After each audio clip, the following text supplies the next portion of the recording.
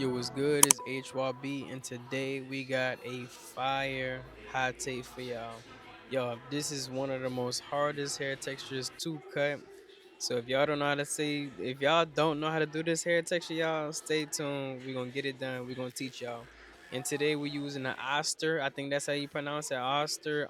Detachable clipper. So this is something new I'm bringing to the channel. And we're using the T-Pub with that psych blade. But right now, we just combing out everything, kind of just getting the hair picked out. I use the comb in the lower parts. I pretty much don't touch the top until the end of the haircut. And this is what the blades look like, y'all. They got weird blades, three and a half, three, one and a half, one. Then they got the zero A, triple A. But right here, we gonna start this haircut off by, putting in that first ball guideline. The blade that I'm using to set that guideline in was the precision blade with the Osters or the Oster clipper. It'll create like a bald guideline, but it won't be all the way. They'll still have some stubble. Now this is good for maintaining or keeping, when it's time to fade, you can easily take that line out because it's not set in with a harsh guideline. We're not setting it in with a trimmer. So now we use our one guard, make our second guideline, then we go back in with that precision blade and we just nudge at it. We just nudge at it a little bit, take it up. Then we take our triple A, go up a little bit, go up halfway, and then we use our zero A, and then we go all the way up to that first guideline that we had first set in. Now the fading is kind of a little bit different, and right here I'm taking it down with the number two guard. I think I wound up going with a one and a half. This was like my second day using these clippers, so I still had to get better with these myself. I ain't gonna lie to you, but this cut came out fire. Man, I've been putting out straight pressure, straight heat with these cuts. What kind of made me, and right here we're using a one and a half. We're using a one and a half, and then we're gonna fade down. So these clippers do not have no lever. Imagine using a clipper with no lever and no guards. It's just straight blades.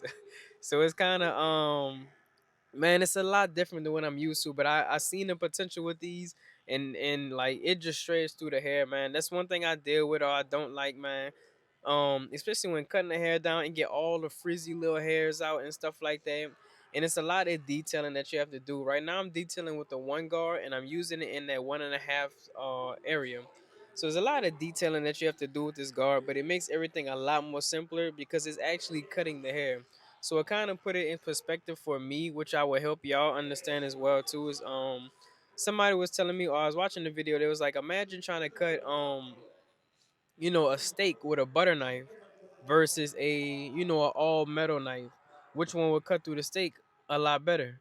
And it kind of clicked. It kind of just made sense right then and there that so the guards, when you use it on a normal clipper, guards feed the hair into the comb. But sometimes I'll find myself or find the clipper, look at the clipper, and the clipper just kind of just, and right here we're repeating the same thing that we did on one side on the other side. But I'll find the clipper just kind of, or the guard just kind of smudging or smushing the hair around, just moving the hair and not feeding How you doing? into the clipper. And right here, we're taking that one and a half guard and we're kind of Mm-hmm. debulking behind the ear so we can have a nice, I don't want it too low, but I just want it thick. Right here, we're gonna use the one and a half guard for his front lineup.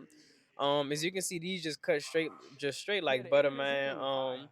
We're gonna use the one and a half, and then we're gonna, Mm-hmm. when it gets closer to like his edge of his lineup, closer towards his eyebrows, like the edge, like I ain't his gonna lie. front, the front of his lineup that we will be lining up. Oh, Obviously, what we're not guard? lining up this whole Yeah, this entire on one baby hair guard. area that I'm I cutting wanted to down, do it that one but and a half just you now, but know, like, the front hairs, we're gonna take a huh? one guard and go down a little This bit one, more the other one was the one. just at the front of his lineup so it can stay, so it could, lay down, do what it do. Right here we're using our alcohol You ever process. seen This is somebody talk for so the much back neck trash and area. You always use cold air, and as y'all can see, this is gonna dry the client's skin out. This is what's gonna make us get that crispy uh look that we want. And that holding spray, the holding spray just gonna hold dang, that everything boy in up the place. Right scope. now we're using level 3. You can use whatever you want, Dang. and then we're gonna freeze it or hold it with that cold air once again. Now this right here is my next level lineup prep. A decent amount of people doing this. I do mine a little bit differently, but if you want to do that, I do have multiple videos with this step and with this process. I use a brush. I kind of use a brush to help maintain and Great lay fight. everything down. Now, right here, you want to make sure. Obviously, we all want that crispy look that everybody be having on Instagram, on whatever, YouTube, Facebook. Y'all watching this video right here, and y'all can see that these things are hitting like crazy. But it's all about the angle, how you choose to set in this back taper lineup would dictate what it looks like, how crispy it looks. More so, let's say more so of a cut in type of action or a cut in type of direction. It'll look way more better. It'll look way more sharper Dang. than something that's just going straight down.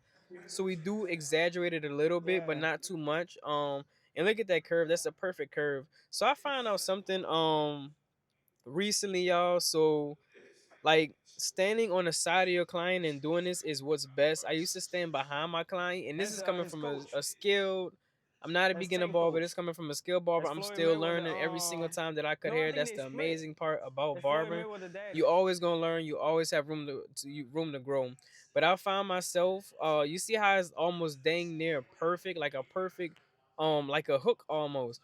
Look how beautiful that looks. Look how beautiful that looks. But I started doing that recently, just standing on the side where the hook is at, where the ear is at, standing right in front of the ear, instead of standing Yeah, on the that's what back I'm saying. taper That's side. why I would So have for his never bet lineup, on the a secret for the boxing lineup match. is always starting in the I middle. ain't gonna lie. We always start in the middle. I use the blade to go in between his eyebrows, and then I go up to the designated spot, just straight up. This should be the middle of his lineup, and I work my way towards the weak side or the strong side.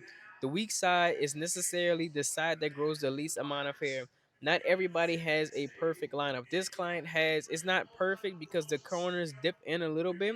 It's not a perfect lineup. As y'all can see right there where I'm at right now, is dipping down. So now I'm making my micro adjustments, going back in and making it go up a little bit more just so it can be straight. Yo, you have to push the corners back. You have to, even sometimes it might not even be a corner. Sometimes I might make the lineup straight and then push one part up and then make the corner like the rest of the lineup. It's kind of weird. It's kind of a tricky concept, man. I wish I could do in real life IRL classes and stuff like that, which I probably will get into, make videos, and I'll start. My goal is to eventually, get into, hosting classes and stuff like that for y'all to come. Maybe a few people, maybe a few other barbers come and whatnot. And we just have a ball, we just have a field day for us. So yeah, and then we go back to the middle, and then we work towards our designated side, which is the other side, the opposite side. I chose towards the right to work towards the right side because I am my dominant hand is the right hand, not because it was necessarily the weak side or the strong side. But now my goal and my objective right now Come is on, to match man. the side that we did not do with the side that we did do. And for that, we started in the middle and we worked our way all the way to that left side. But kind of picture this. Kind of picture the trimmer blade, but cut it in half. But make sure it's still attached. On the left side of your client head, you want to slightly move over I gotta get my with bets the in like only a the left side. not betting, Only but cut the like new hairs that need to be my cut to make content the bet. lineup. Like who you think gonna The win? lineup, Who put a the picture of lineup. Tank Davis with like a Only good cut it with the haircut, left just like a side when you're working on video the over left side that? of your client's head. I ain't gonna lie, like I did that When you're on the day of right side, only move over and cut with the using the fight right with the side of that Canelo trimmer fight, like blade. a couple hours The before it rest of started, that it had trimmer won me blade, like let's say I'm 16 working point something towards K the in like a left couple side, hours. I'm using the left I do that side of every my time they trimmer got like a blade big fight about to to come make up. the new lineup. But on the right side of my trimmer blade, what I've already previously cut, I'm lining that up with what I've already previously cut with the right side of that trimmer blade. And that makes for a more straighter, consistent lineup every single time. I promise your lineup's gonna hit. And now, as you can see, that lineup was crispy, but we're gonna add some enhancements. This is a young dude. He want them enhancements. I like the enhancements. It's nice for videos. And I'm trying to Oof. spray it on. Like I'm trying to make it look natural. I ain't trying to make it look like he got no big giant. Like right here, you could barely tell if you was a normal person and not no barber. You won't be able to tell that this client has enhancements on his head. That's kind of how I work. I'm not too big. I'm not a big fan at all. I'm not gonna say too big. I'm not a big fan at all of buku enhancements, making the client's lineup look crazy dark, and then he's light skinned, or the rest of his skin is he's brown skin, and then the front of his head is just black, just straight dark black. And then now we're using a razor, y'all. The razor is what set my cuts apart from a lot of people. I get a lot of older, mature clients by just knowing how to cut natural. Using that razor blade is a big part of cutting natural, y'all. Might touch your head a little Using bit. that razor blade is everything. It really gonna make that cut pop out and make it look enhanced. And this is the cut right here, man. This is a fire haircut. I did sponge the top. I don't know if y'all would like to learn how to sponge the top, y'all, but like, um, yeah, this is the cut right here. If you're new to the channel, make sure y'all like the channel. We do teach on this page, man. Fire content, fire content. Danny, please don't do anything crazy.